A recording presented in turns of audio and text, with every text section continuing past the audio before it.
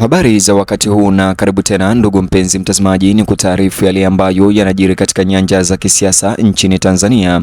Mtazamaji, wiki chache tu baada ya kaka yake Humphrey Polepole, Augustino Polepole, kuweza kutoa onyo kali dhidi ya watekaji wa kaka yake Humphrey Polepole na kuambia ya kwamba aliweza kuwapatia tu masaa 24 waweze kumwachilia kaka yake Humphrey Polepole, la sivyo ataweza kulipiza kisasi. Na masaa 24 hayo baada ya kuisha, Kanali Augustino Polepole ameweza kubaki kimya hadi leo.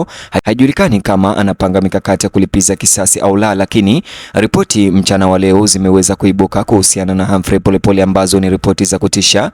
Hatimaye waliohusika kumteka nyara Humphrey Polepole wafichuliwa, huku siri zao zikiwekwa hadharani mchana wa leo na John Heche.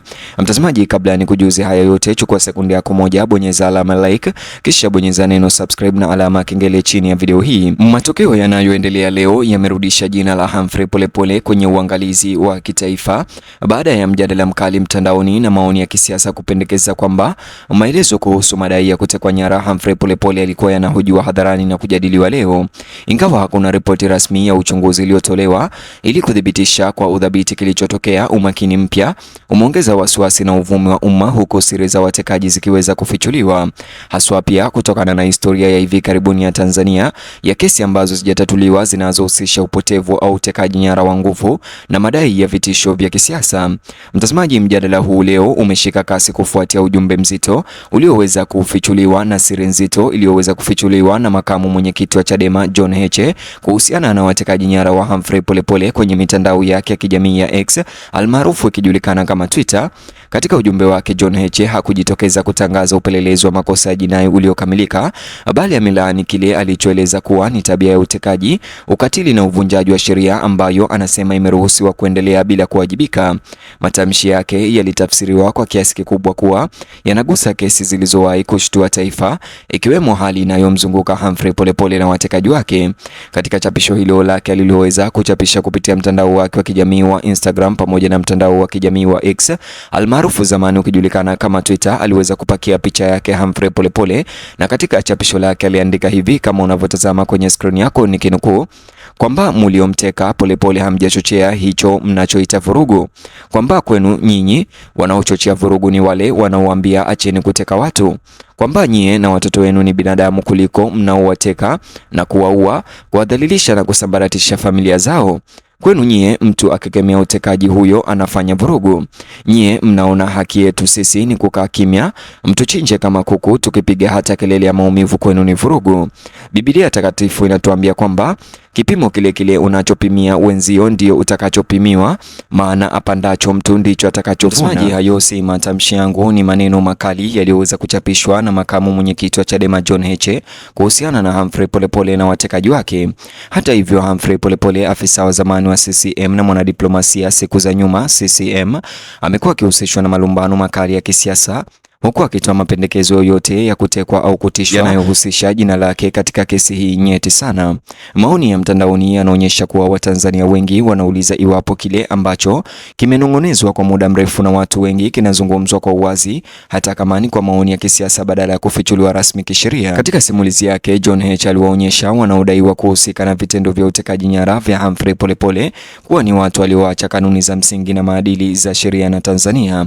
Alipanga vitendo kama hivyo sio tu kama uhalifu dhidi ya watu binafsi, lakini kama mashambulizi kwa familia, jamii na mfumo wa kijamii wa taifa. Ujumbe wake ulipendekeza kuwa ukimya mbele ya vitendo kama hivyo yenyewe ni aina ya ushirika katika vitendo hivyo, hii akiweza kuishambulia serikali kwa njia isiyo moja kwa moja, hatua ambayo iliguswa sana na wafuasi ambao wanaamini kutokujali kumekita mizizi Tanzania. Ufafanuzi wa John Heche umesisitiza kuwa watu wanaopanga au kuhalalisha utekaji nyara mara nyingi hufanya hivyo huku wakidai kulinda maslahi ya taifa, lakini kiuhalisia wanadhoofisha haki na ubinadamu. Bila kutaja watu binafsi au taasisi moja kwa moja, lugha yake John Heche ilidokeza kwamba watendaji wenye nguvu wanafanya kazi kwa hisia ya kutoguswa, wakiwa na uhakika kwamba watawahi kuwajibika kwa mateso yanayosababisha au utekaji nyara, akiweza kumtumia Humphrey Polepole kama mfano. Kwa kutumia marejeo ya maadili na kidini, Heche alianzisha mjadala zaidi ya siasa za vyama, akipendekeza kuwa uwajibikaji uepukiki, iwe kupitia mfumo wa haki au kupitia hukumu ya kihistoria. Ujumbe wake ulisema kwamba madhara yanayoletwa kwa wengine hatimaye hurejea kwa mhusika, onyo ambalo wengi walitafsiri kuwa linaelekezwa kwa wale wanaoamini kuwa mamlaka huwakinga na matokeo. Mwitikio wa umma kwa ujumbe huo wa John Heche umekuwa mkubwa, huku wengi wakiweza kulizungumzia hili la Humphrey Polepole kupotea, huku jina la Humphrey Polepole likivuma pamoja na mazungumzo mapana kuhusu vurugu za kisiasa na kutoweka na utekaji nyara. Baadhi ya wafafanuzi wanahoji kuwa hata kuibua masuala haya hadharani kunawakilisha mabadiliko na kuvunja utamaduni wa muda mrefu wa woga, ambapo kesi nyeti ni nadra kujadiliwa waziwazi mchana Tanzania. Wengine hata hivyo wanaonya dhidi ya kutoa hitimisho thabiti bila udhibitisho rasmi, wakibainisha kuwa madai pekee hayawezi kuchukua nafasi ya uchunguzi wa uwazi. Hata hivyo, wanasisitiza kwamba iwapo madai yanayomhusu Polepole au mtu mwingine yoyote yatazingatiwa kwa uzito, ni lazima yashughulikiwe kwa njia ya maswali halali, si mabadilishano ya mitandaoni ya kijamii, hata yawe ya kuwashawishi kihisia. Bado mtazamo mpya umezidisha matakwa ya uwazi kutoka kwa taasisi za serikali. Sauti za mashirika kiraia zinasema kuwa serikali ina wajibu wa kuwatuliza raia kwa kushughulikia kwa uwazi kesi ambazo zijatatuliwa na kuonyesha kwamba hakuna mtu bila kujali itikadi za kisiasa yuko nje ya ulinzi wa sheria. Ndani ya duru za upinzani, mjadala unaandaliwa kama sehemu ya mapambano mapana dhidi ya kile wanachoeleza kama ukandamizaji wa kimfumo.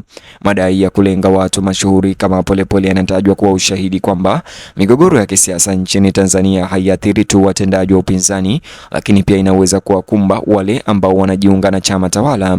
Wafuasi wa maoni haya wanasema kuwa visa kama hivyo vinaonyesha jinsi nguvu isiyodhibitiwa inaweza kugeuka ndani na hatimaye kuwateketeza hata wale ambao hapo awali walinufaika nayo. Katika masimulizi haya, Humphrey Polepole anakuwa si kesi ya mtu binafsi tu, bali ni ishara ya jinsi usalama wa kisiasa unavyoweza kuwa tete katika mazingira yasiyo na uwazi na uwajibikaji.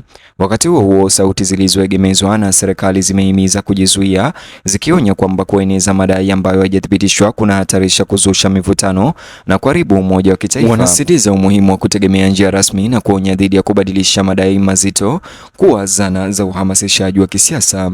Licha ya mitazamo hii tofauti, hatua moja ya muunganisho ni kuongezeka kwa mahitaji ya umma ya ukweli, iwe kuhusu Humphrey Polepole au kesi nyingine ambazo sijapatiwa ufumbuzi.